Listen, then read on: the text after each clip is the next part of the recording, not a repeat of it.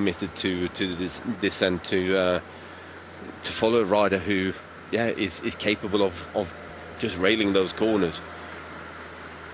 You see as well, really tight one there with the traffic island coming out of it. Just the one we went through a moment ago. This is the 4th time, the final time, that all of these riders will have seen this. It's been a circuit race all day. 4 laps of around 40 kilometres. 3 leaders back together then. Just over 10 kilometres to the conclusion of stage 1. And we're now on that flatter part that Magnus was alluding to. And then now heading into our final climb.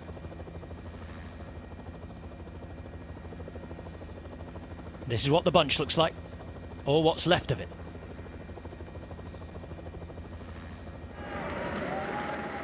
DSM, very, very committed. Thinking perhaps of Søren Kragh? Yeah, I would have thought so. And it's always a difficult position to be in this when you got a rider up in a breakaway. They only got a handful of seconds, and you're trying to keep your rider, at the front. But at the same time, you're thinking, I shouldn't chase my teammate down. But at this position, you kind of have to do that.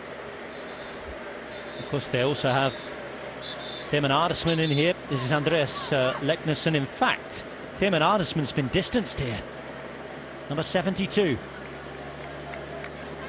We know he suits the long climbs. He likes the longer climbs. There's also end of first Giro d'Italia after a couple of welters that he'd ridden. And then going back to racing straight after a Grand Tour will be something that he hasn't done before, given that it's been welter for the first couple of his years in his career. Yeah, and you've got a very long recovery period usually after the Vuelta. Holiday time. Exactly. Next race, January. You can go straight to Benidorm at the end. Yeah. So, 4 kilometres or so to the start of the climb. Pidcock, Thomas, with Yates and Martinez behind.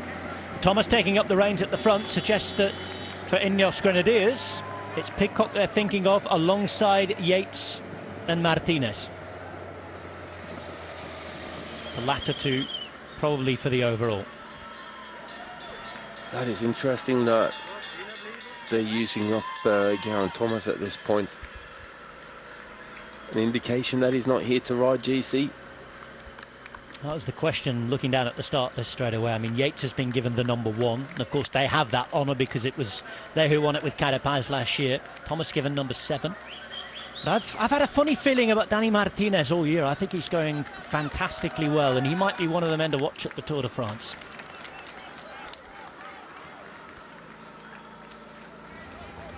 Heading up to the start of the climb. And only a few seconds before those in the peloton do the same. Leaving the shores of Lake Zurich. No time for a dip just yet. There'll be somebody who will have the luxury of taking a swim in the yellow jersey in just a few minutes' time.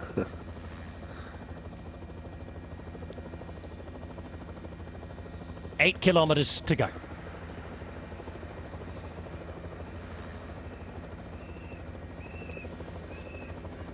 And it's really being strung out here now. Not yet onto the categorised section of the climb, which we remind you is just under 3 kilometres long at 7.5%. It looks as though Hager's going to be caught now. And here come Quick Step Alpha Vinyl. We said they had a real good team for the GC, but one of their GC men has a real good fast finish on him, and that's Remco Evenepoel. Just on his way up there along the side here as well to join his team as at the front. We've had Tim de Klerk working all day now. Vervaeke doing the job. Just in behind him is Geraint Thomas. A couple of riders from EF Education, Easy Post. Not too many Jumbo Vismas we've seen today, but they're starting to move up as well. Interesting riders for this race in the shape of Rowan Dennis, Sam Oomen and Sepp Kuss. And he's going again. Brilliant stuff from Simon Witschen. Might never have had a pro contract, but tell you what, on today's evidence, there'll be a few agents picking up the phone. I think so. Oh, played that man. Casper Pedersen's going to be the next to be caught, and Witschen will be left all on his own.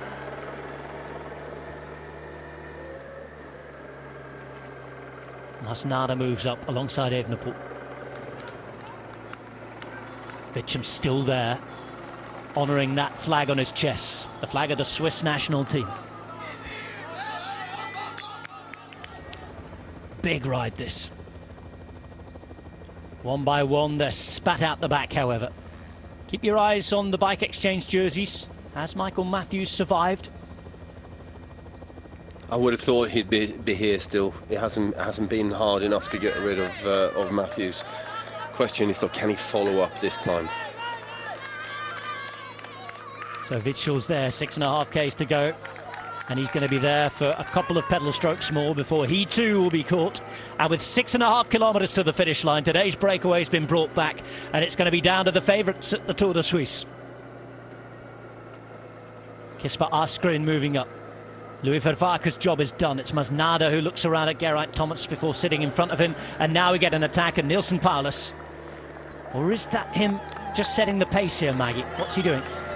Well, it looks like it's a little bit of an attack, but not a fully committed attack. But then again, it's such a long, steep climb this, that if you go too hard too early, you risk kind of blowing up halfway up the climb. So you're having to make a somewhat more steady type of progressive attack. But looking around here, I think he might even be setting the pace. Maybe Uran has asked for a little bit of bit more pace on this climb.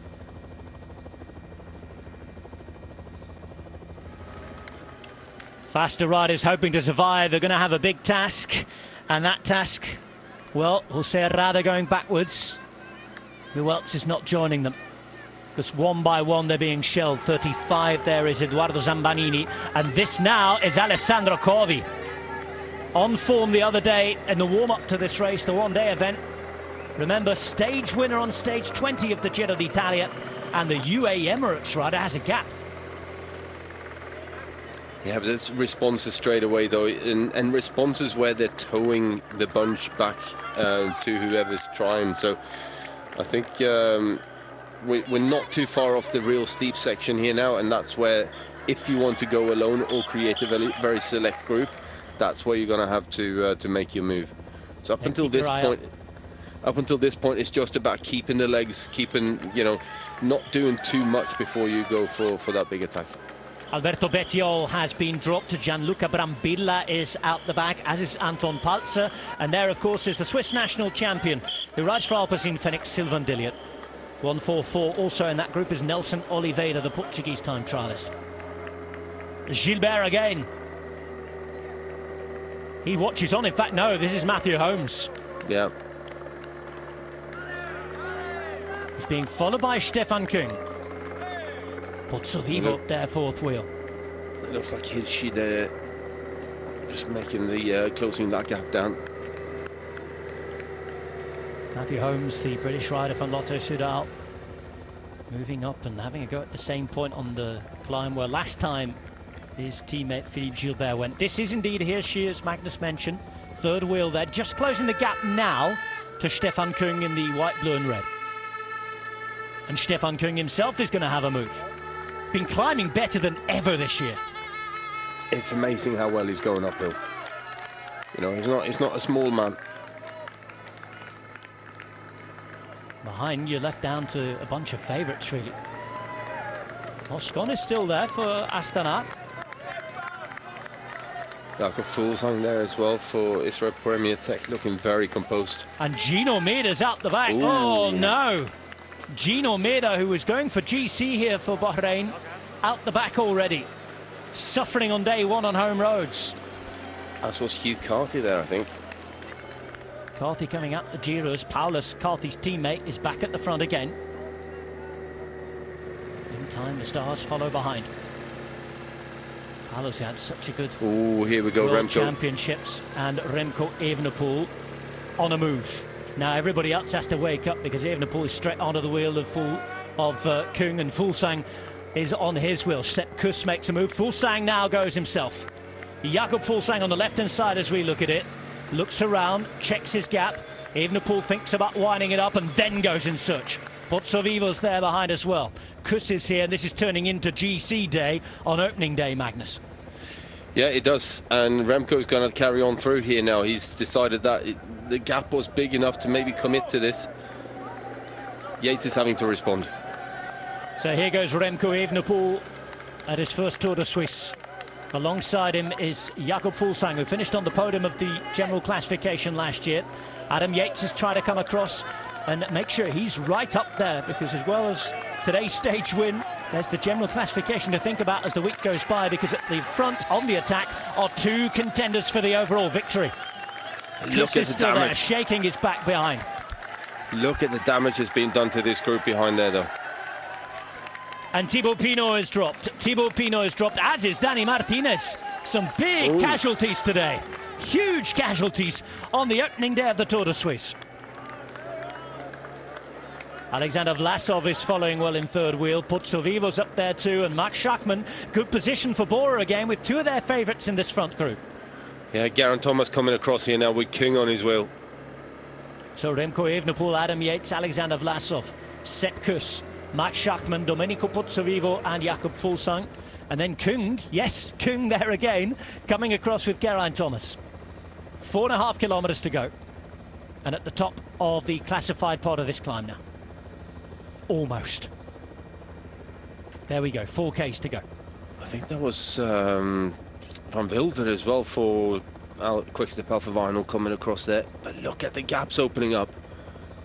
So we've seen Maida dropped, we've seen Thibaut Pinot dropped, we've seen Dani Martinez dropped. This now is Clément Berthet at the back, number 56 there. Another rider from Bora Hansgrohe who've had a good start to this race. That's Felix Grossschartner. And Sebastian Reichenbach, rider from Switzerland, racing for Groupama in that chasing group as well. Noticing that Thibaut Pinot has been dropped. It's Vlasov now at the front. Good group this. Here's Sheehan towards the back of it. 27, here's Gianni Moscon chasing on. Under 153, Kisper Askren, the former winner of the Ronde van Vlaanderen.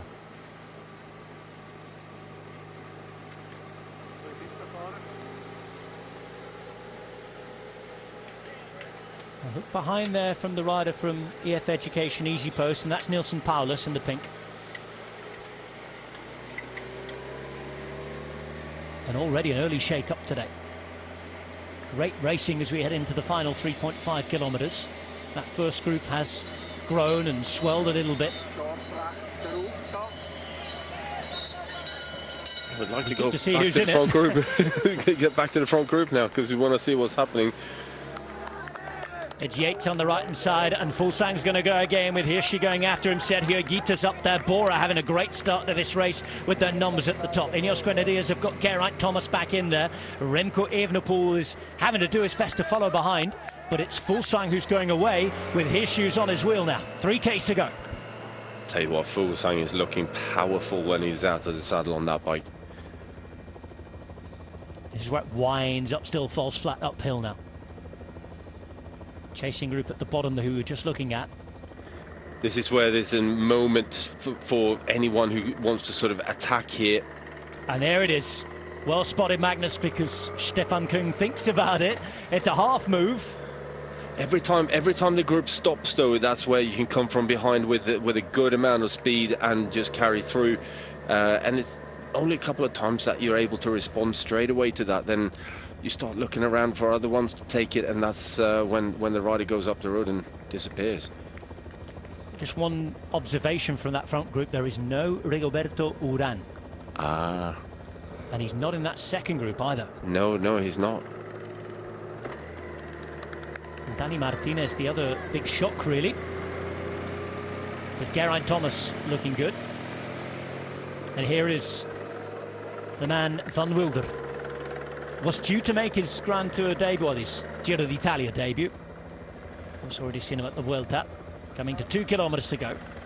I think this is now lead out for Remco Evenepoel for the sprint. Who's it got so fast in here? Well, that's the question, really. The chasers still having a work.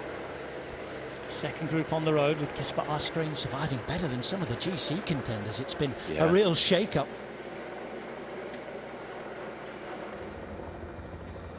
And there's the attack. This should be Vlasov, I think. Look at the explosive power of Remco Evenepoel. He's really worked hard on that. Winner of the Tour of Norway the other week. And in pretty impressive style, wasn't he, as Vlasov goes away. I think the wheel's going to be closed now by Stefan Küng. He's put in a mightily strong performance just to be up here today. Yeah, Thomas is having to do the work there now. Thomas enough gap. Close down. Decent enough gap. Well, Vlasov and Evenepoel might be thinking of working together here.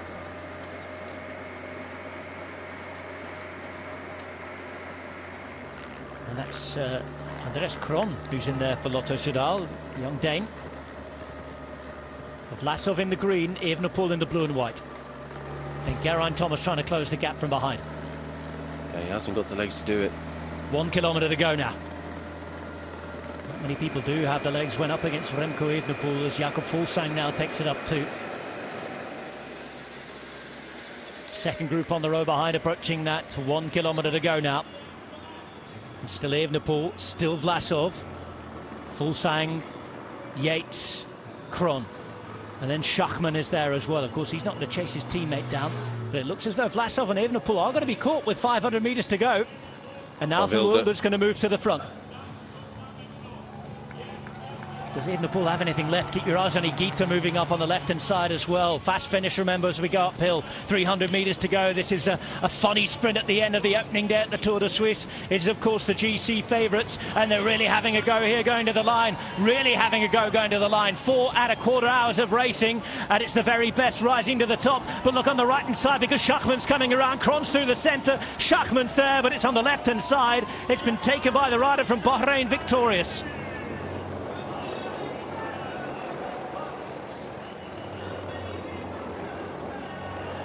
The gap back to the next group is going to be around 20 seconds or so. Kasper Asgreen brings them across. I think that must have been Johan Price Peterson. And Bahrain Victorious have won the stage.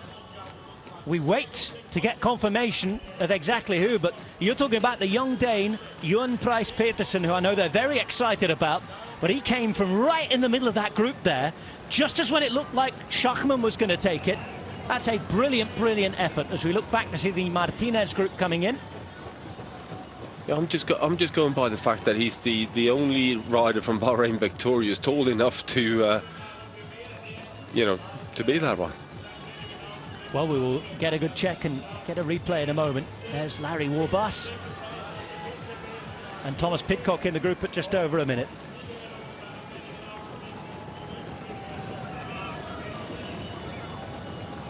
But what a finish at the end of the stage.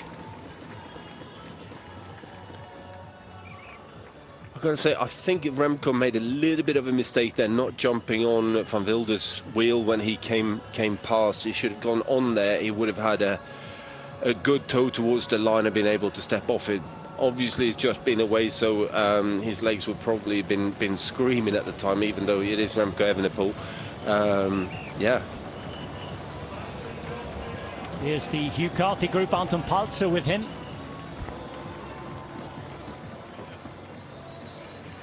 And what a victory for Bahrain Victorious and Stephen Williams. Was he Stevie? Wow, he's been threatening for a long time. He was part of that group, hiding away beautifully. Just on the right-hand side here, Magnus in the red jersey. He follows Andreas Kron. Around the outside there, Stevie Williams hitting the front and winning, timing that to perfection. The 26-year-old from Aberystwyth picks up a World Tour victory for the first time in his career. And he's had such a tough start to his professional career with a knee injury that was, he was struggling with it for a long time, and he's... And look at Look at the face there of Mark Hirschi. Absolutely wonderful stuff from Stevie Williams. Followed the very best. And look at what it means to him. Yeah.